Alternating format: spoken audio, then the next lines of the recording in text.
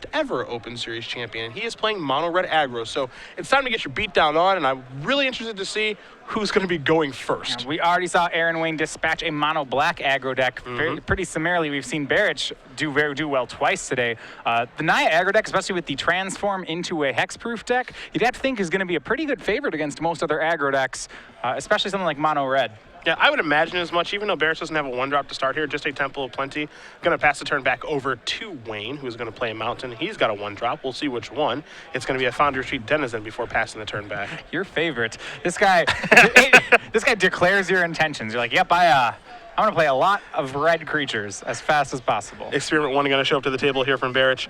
That thing is probably going to be on blocking duty. There's no guarantee of that, of course, but I wouldn't be surprised to see an attempt to trade here with the Foundry Street Denizen. You mentioned the transformational sideboard plan that allows Barich to switch into a Naya hexproof deck. He has, again, 4 Ethereal Armors, 4 copies of Unflinching Courage, 3 Madcap skills, and the 4 Skylashers. I don't think Skylasher are going to play a huge role here, but those Unflinching Courages certainly will. Yeah, I mean, even if he wasn't putting into a hexproof plan, he'd bring in 4 of them, or at least 3, or however many he was playing. Yep.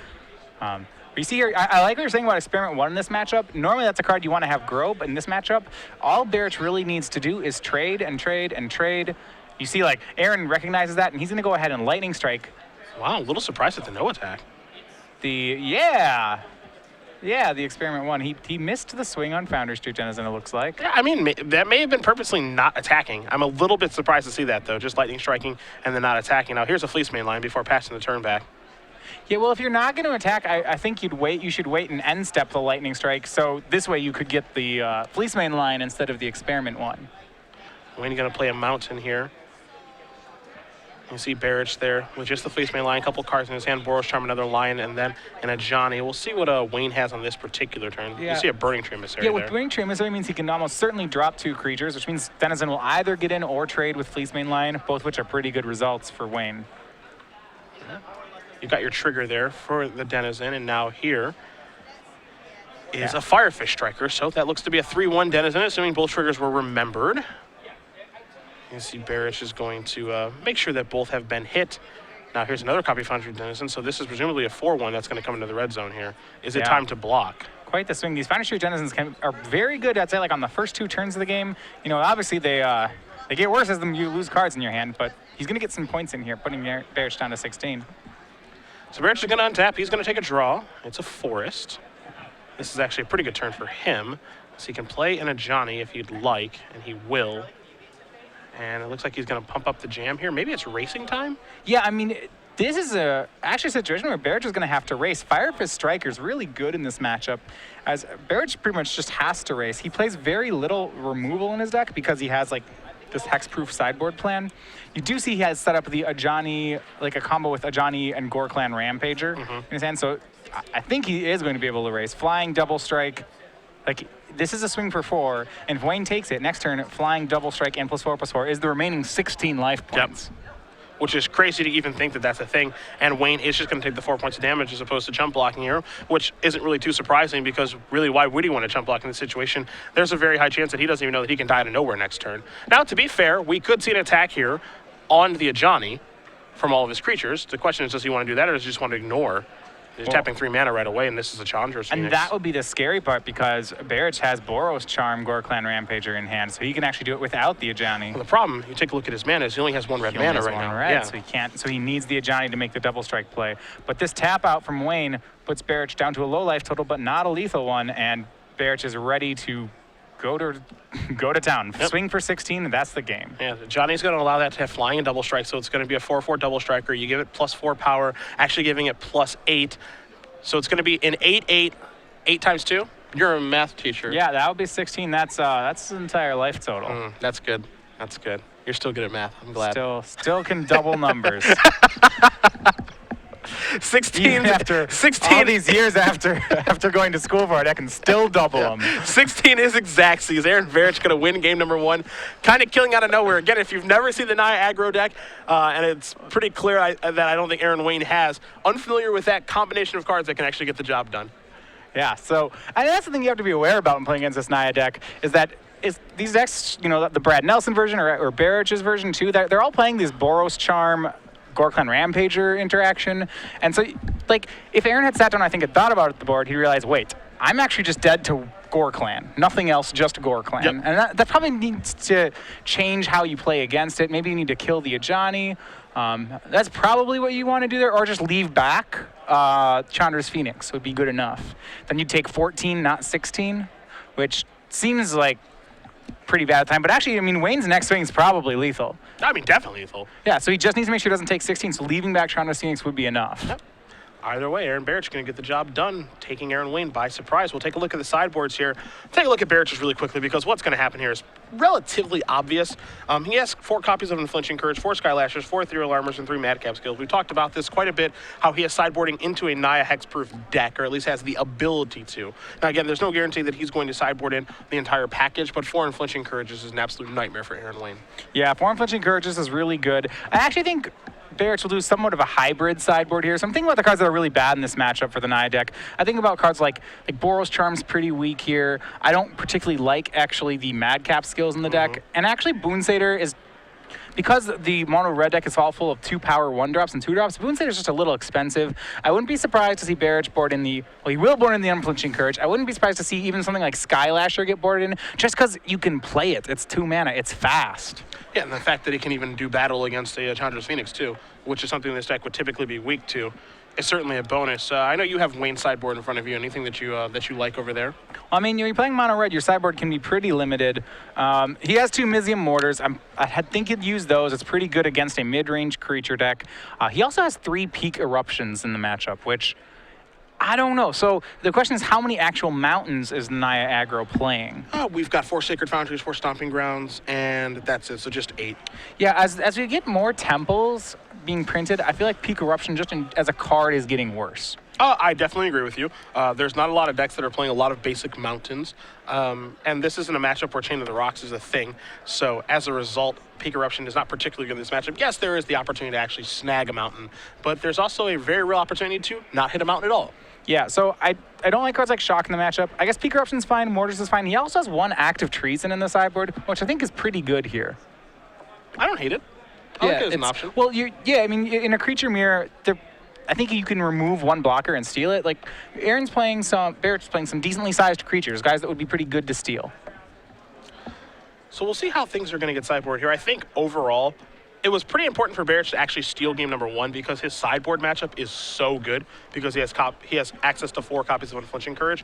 So I think that's where things are actually really, really bad for Aaron Wayne. If he was able to steal game number 1, we're looking at a different story. But at the very least, if Barich loses this game, he's got game 3 on the play with 4 Unflinching Courages in his deck. With 2 full games, it's likely that Barich will find an Unflinching Courage in one of the 2 games. He's playing a full play set of them. Yeah. And that card can be very difficult for mono red to beat. They basically have to win that turn, or they get 1 more turn if they have a Skullcrack. Not to mention 8 Scrylands to try to find it. Yeah, if he wants to have one on turn 3, if that's integral to his game plan, then that's a place he can get to. Yeah, I think it's fairly likely to see one of those show up in one of the next 2 games, assuming that we even do play 2 sideboarded games here between Barich and Wayne.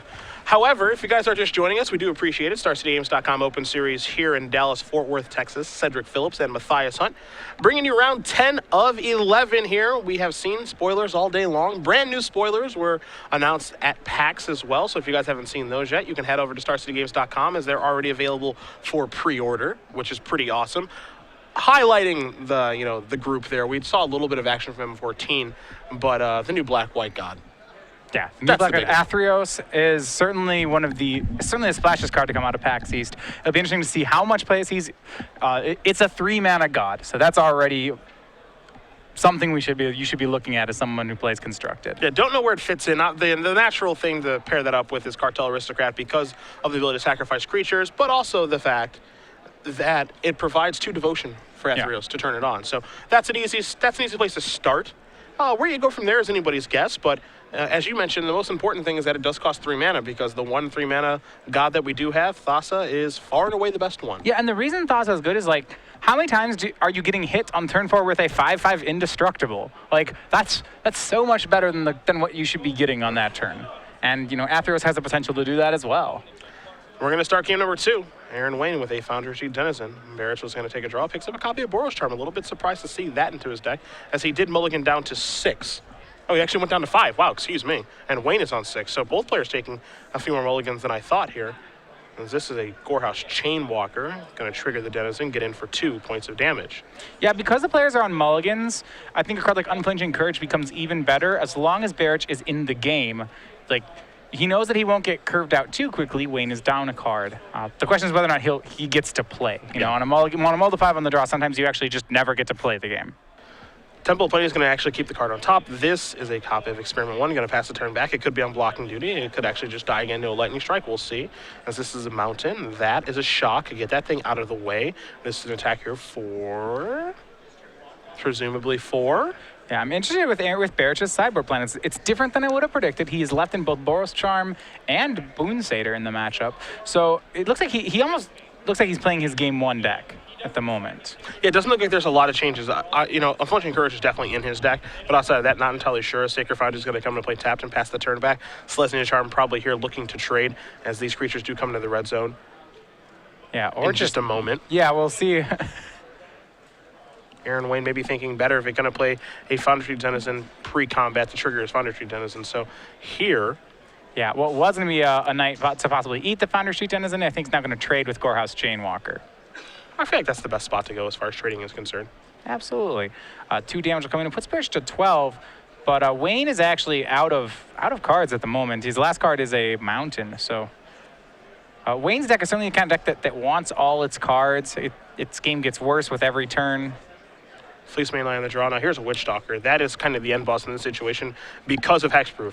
It's just a 3/3 with Hexproof, but that reigns supreme on this board. It will trade with that, you know, with Fire Drinker Satyr or what have you. Yeah. He can't Fire Fist Striker past it. He can't Lightning Strike past it. It gets the trade. It gets the creature. And that's a trade I think you have to be very happy to make. As you're going to do, you're playing 3 points of damage. Make it 4 actually because of the pump there. So Wayne's going to end up taking 4 from that exchange. He actually does get the creature off the table, but another problematic creature here has shown up in Barich's hand. 2 copies of Fleece mainline. There's the first one. Yeah, no land to play both of them, so Barich is still just playing one spell per turn, but he's at a healthy 12 life here. Wayne consults his card before maybe casting it. Yeah, and that's a Lightning Strike. That's going to get that off the table. Now he needs to run off some red creatures. I think best one in this situation is Chandra's Phoenix. Yeah, I mean, he's done part of the job where he's cleared the board for creatures for Barich. The problem is that his board's not very threatening. It's just a 1/1. 11. Here is Barich going to play Experiment 1, follow that up with a Fleece main line. That'll evolve the Experiment 1. So now he's got a 3/3 and a 2/2, and all of a sudden his offense is just now reassembled. And now Wayne is stuck there with just a pretty poor Foundry Street Denizen. And even if he does have a red creature, he won't be able to get by old Fleece main line. And remember, Wayne's deck was never designed to play the late game, and this kind of shows as all his top decks are all getting outclassed. Barich picks up a copy of a Johnny now. Also has a Boons hitter there. Let's not forget about that Boros Charm. That can close the game out pretty quickly, as we saw in the last one and in his previous matches as well. The double strike effect is very, very powerful in this deck. And wow, Barich is just coming on in. No fear. Yeah, I mean, he's down 5 life, but he's up in the race right now, and he has so much more power on the board that he's fine racing. As you see, the Experiment 1 evolves to a 3/3 with thanks to Boon Satyr, and that's 6 damage. So now the life totals are in Barich's favor. He's got the better board, and he's got more life, at least for the moment. Yeah, I mean, that Ajani in his hand could be representing lethal. In fact, had Wayne not had the shock there for the Boon Satyr, that would have been a lethal swing next turn. Here's an attack for 6. Let's make it 4. That'll be 10. 6 plus 4 is... addition as well. Yes, that would be 10. That Very would once nice. again be exactly his life total. He's pretty good at that, dealing exactsies. Aaron Barich moves on to 9-1 here in Dallas. And with any luck for him, he'll be able to draw into the top 8 next round. Again, not the first time we've seen him in the elimination rounds with Naya strategies. Yeah, playing, like we said, last year, playing Naya, winning the Standard Open here with the deck. Doing the same again today. Yeah, just absolutely crushing. Again, last time we saw him, it was here in Dallas. He made the top 8 of both Standard Opens. We did a back-to-back Standard Open. One he made, no real noise made. Didn't even really realize that he made top 8. And then the second one, he won. With his Naya deck. And that was a Naya deck that actually cut Burning Tree Emissary. You take a look at his Naya deck today, there are no copies of Burning Tree Emissary, basically saying, I just don't really care for that card very much. I don't need that card. The other cards are more powerful. And this time he's taking this approach with the hexproof stuff in the sideboard, and that is working out beautifully for him, sitting at 9-1 this weekend. Yeah, so once again, showing some mastery of of standard here with this Naya deck. Like I said, it's kind of 3 standard opens now for him where he looks to top 8 with Naya. It's interesting because in all these metagames, Naya was not really on the radar. I remember at that time